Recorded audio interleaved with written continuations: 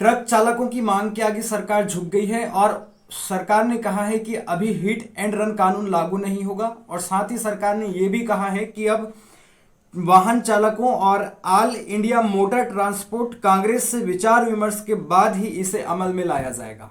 यहां पर आप देखते हैं किस प्रकार से जिस वर्ग समुदाय के लिए कानून बनाया जाता है उस वर्ग समुदाय से चर्चा तक नहीं किया जाता है और कानून पारित कर दिया जाता है। अभी इसी प्रकार से आप देखते हैं कि ट्रक ड्राइवरों के लिए एक कानून लाया गया जिसको संसद से पारित करा दिया गया और उस पर ना तो ट्रक चालकों से सलाह मशविरा किया गया, यानी कि वो समुदाय जो उस कानून से प्रभावित होने वाला है उनसे बिना चर्चा किए ये कानून पारित कर दिया गया। और ये तो समुदाय विशेष को छोड़ दीजिए, जब संसद में 150 से भी अधिक सांसद निलंबित थे उस समय जो है इस प्रकार के कानून को पारित कर दिया गया और राष्ट्रपति की अनुमति भी मिल गई। आप सोच सकते हैं देश का लोकतंत्र तब मजबूत होता है जब किसी भी कानून को पारित करने से पहले वहां पर संसद में बैठ करके विचार विमर्श किया जाता है। दोनों सदनों में बैठ करके सत्ता पक्ष और विपक्ष मिलजुल करके जब उस कानून के मसौदे पर बहस करते हैं उसके पश्चात जब वो कानून बनता है तो वो कानून कहलाता है, ढंग से कानून बनता है। लेकिन यहाँ पर मोदी सरकार किस प्रकार से काम करती है आपको देखने को मिलेगा। अगर हम बात करते किसानों के लिए, जब किसान बिल लाया गया था तो उस पर भी ना तो विपक्षों से अच्छी चर्चा और बहस करवाई गई थी और यहाँ तक कि किसान और किसान संगठनों से जो है चर्चा तक नहीं करवाया गया था। तो इस प्रकार से कानून बनाए जाते हैं और इनको एकदम से लागू कर दिया जाता है और फिर बाद में रोष जब जनता में व्याप्त होती है तो सड़क में उतरना होता है विशेष समुदाय को, फिर चाहे वो किसान हो फिर चाहे वो ड्राइवर हो, तब जाकर के सरकार को समझ में आता है कि हमने गलती कर दी है।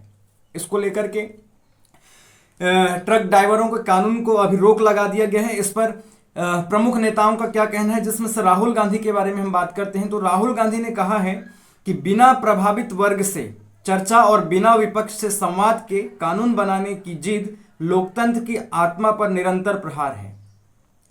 आगे राहुल गांधी ने कहा, जब 150 से अधिक सांसद निलंबित थे तब संसद में शहंशाह ने भारतीय अर्थव्यवस्था की रीढ़ ड्राइवर्स के विरुद्ध एक ऐसा कानून बनाया जिसके परिणाम घातक हो सकते हैं।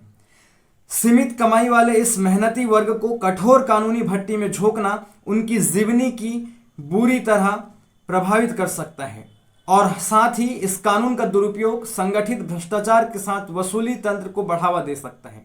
लोकतंत्र को चाबुक से चलाने वाली सरकार शहंशाह के फरमान और न्याय के बीच का फर्क भूल चुकी है। ये राहुल गांधी का कहना है जब अभी हिट एंड रन कानून पर रोक लगा दी है सरकार ने उसके बाद से। तो ये यहाँ पर राहुल गांधी का ये ट्विटर हैंडल से ट्वीट हमने देखा है। इसके बाद आपको हम प्रमुख जो विपक्षी के नेता हैं सुप्रिया श्रीनेत, उन्होंने क्या कहा है इस पर, उसको भी सुनिए आप। देश के कोने कोने तक जरूरत का सामान पहुंचाने वाली मेहनती ट्रक ड्राइवर नए हिट एंड रन कानून के खिलाफ हड़ताल पर हैं। इस कानून के चलते उन्हें एक्सीडेंट होने पर 10 साल की सजा और 7 लाख जुर्माना होगा। ज्यादातर ट्रक चालक गरीब होते हैं, कोई अपनी मर्जी से एक्सीडेंट नहीं करता, कई बार गलती किसी और की भी हो सकती है। इस कानून से वो सब परेशान हैं। यह कानून 150 सांसदों के निलंबन के बाद जबरन बना। हर बार कानून बनाते वक्त न विशेषज्ञों की राय, न प्रभावित लोगों से विचार विमर्श, न सदन में चर्चा, न समितियों का पक्ष, बस साहेब ने तुगलकी फरमान निकाल कर कानून बनाए हैं। नोटबंदी हो, जीएसटी हो, काले कृषि कानून हो, लॉकडाउन हो, अग्निवीर, सब ऐसे ही तो बने थे। मनमर्जी तुगलकी फरमानों से किसान, सैनिक, मजदूर, व्यापारी के बाद अब नंबर ट्रक ड्राइवरों का। ये कल का ट्विटर पे ट्वीट है सुप्रिया श्रीनेत का और इन्होंने जो बात कही है उस पर हम यहाँ पर थोड़ा सा विश्लेषण करते हैं और आपको वास्तविकता बताते हैं। इनका जो ट्वीट है उनमें उन्होंने कहा कि लगभग 150 सांसदों का निलंबन संसद में था उस समय इस कानून को पारित किया गया, हिट एंड रन कानून को। बादशाही फरमान की तरह वहां पर संसद में खड़े होकर के अमित शाह इस कानून को पढ़ रहे थे। दूसरी बात आप देखते हैं हमारे देश में इस वक्त मोदी सरकार के आने के बाद से ही कई कानूनों को लेकर के बवाल हुआ है और जब भी ये कानून बनाते हैं तो किसी को पता नहीं होता है कि संसद में कानून पारित होने वाला है। ना तो कोई विशेषज्ञों से राय ली जाती है और ना ही प्रभावित वर्गों से विचार विमर्श किया जाता है। ना सदन में चर्चा ढंग से करवाते हैं और ना ही समितियों का पक्ष मांगा जाता है। बस एक तुगलकी फरमान जारी करके इस प्रकार के कानूनों को संसद से पारित करा दिया जाता है। फिर चाहे वो नोटबंदी में भी आप देखते हैं पूरा देश लाइनों में लग चुका था बैंकों में जाके। और फिर काले कृषि कानून जो किसानों के लिए घातक थे उनको भी लेकर के इन्होंने निशाना साधा है सरकार के ऊपर। फिर लॉकडाउन हो, अग्निवीर जैसे इन्होंने जो प्रावधान लाया है उसको लेकर के भी सेना में जाने वाले जो जवान हैं वो हतोत्साहित हुए, प्रताड़ित हुए।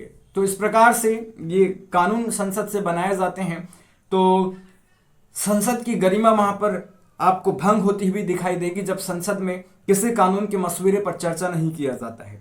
अभी हिट एंड रन कानून को पारित करने के बाद, तुगलकी फरमान की तरह संसद में पढ़े जाने के बाद, और जब उसका विरोध जो है ट्रक ड्राइवरों के द्वारा किया गया, देश भर में देशव्यापी हड़ताल हुआ, तो इस बीच बीजेपी के आईटी सेल के लोगों ने क्या खबर फैलाई थी उसके बारे में मैं आपको बताने जा रहा हूं। ये खबर फैला रहे थे कि किसी के बहकावे में ना आए, हिट एंड रन कानून को समझे।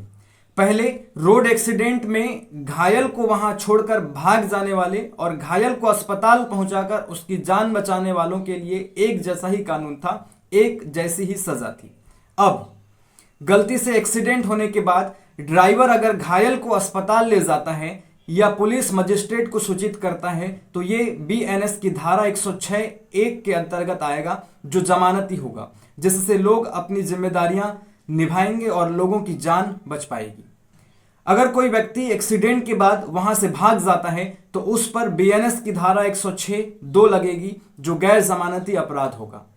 यह कानून 2 पहिया 3 पहिया से लेकर कार, ट्रक, टैंकर, बस समेत सभी वाहनों पर लागू होगा।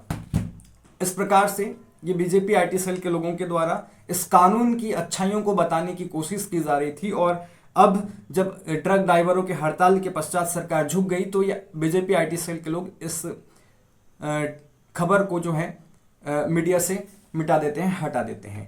तो इस प्रकार से आप देखते हैं किस प्रकार से देश में कानून बनाए जा रहे हैं और इनको लेकर के विरोध होता है। अभी ट्रक ड्राइवरों ने हड़ताल किया, कानून का विरोध किया, तो इस पर भी अन्य भक्तों ने और मीडिया में जो बैठे जो कथित पत्रकार हैं, जो सरकार की गुलामी कर रहे हैं, सरकार की बातों पर नाच रहे हैं, उन्होंने सवाल खड़ा किया कि इस कानून के दायरे में तो सभी आ रहे हैं 2 पहिया से लेकर के 4 पहिया तक, तो ट्रक ड्राइवर ही इसका विरोध क्यों कर रहे हैं? ऐसा सवाल उन्होंने खड़ा किया। तो यहां पर केवल ट्रक ड्राइवर ही हड़ताल में नहीं थे, अन्य वाहन को चलाने वाले भी हड़ताल में थे और बड़े वाहनों पर इस पर ज्यादा प्रभाव देखने को मिलता है, इसलिए ज्यादा उनकी जो है वहां पर संख्या थी, हड़ताल में संख्या थी। दूसरी बात आपने देखा, मध्य प्रदेश का एक जिला है शाजापुर, जहां के एक कलेक्टर हैं, उन्होंने ट्रक ड्राइवरों को कहा कि तुम्हारी औकात क्या है। इस वीडियो को पहले देख लें, उसके बाद मैं आपको बताऊंगा। अच्छे से बोलो, समझते हैं क्या बोल रहे हो? समझ में रखो। क्या करोगे तुम? क्या औकात है तुम्हारी? यही तो चीज है सर, हमारी यही लड़ाई, हमारी कोई नहीं, ये कोई लड़ाई ऐसी होती है। हम हाथ जोड़ के आपसे इस प्रकार से तानाशाही आपको प्रशासन में भी झलकती हुई दिखाई देगी। शासन में तो तानाशाही झलकती हुई दिखाई दे रही है, किस प्रकार से कानून बनाए जा रहे हैं उनको लेकर के। और अभी ये प्रशासन में बैठे कलेक्टर महोदय की भाषा आप देख लीजिए, जिसको ये बोल रहे हैं कि तुम्हारी औकात क्या है, ड्राइवरों की औकात क्या है। अरे ड्राइवरों ने 2 दिन चक्का जाम किया, पूरे देश की व्यवस्था ठप हो गई, घरों में दूध राशन पहुंचना बंद हो गया। ये औकात है एक ड्राइवर की, ड्राइवरों की औकात है। इन प्रशासन में बैठे लोगों की मानसिकता यही है। आप बैंक में जाकर के देख लीजिए, बैंक वाले भी इस प्रकार से तानाशाहीता उनमें झलकती है। आम आदमी अगर सवाल करता है किसी प्रकार के उनका काम नहीं हो रहा है, देरी हो रहा है उसको लेकर के, तो वो भी रौब झाड़ते हैं। ये रौब ऊपर से लेके नीचे तक 10 सालों में ये फैलता हुआ आपको दिखाई देगा और किस प्रकार से गुलामी और बादशाही मानसिकता के लोग जो हैं शासन से लेकर प्रशासन में बैठे हुए आपको नजर आएगा। ये जो यूपीएससी सिविल सर्विस और सिविल सर्विस क्वालिफाई करके जो लोग जनता की सेवा करने जाते हैं वो जनता की सेवा नहीं, उनको गाली बकने जाते हैं, तुम्हारी औकात क्या है वो बताने जाते हैं। तो ड्राइवरों ने भी अपनी औकात बता दी 2 दिनों में, पूरा चक्का जाम करके, और सरकार को झुका दिया। कौन बोलता है मोदी झुकता नहीं? मोदी झुकता है, झुकाने वाला चाहिए।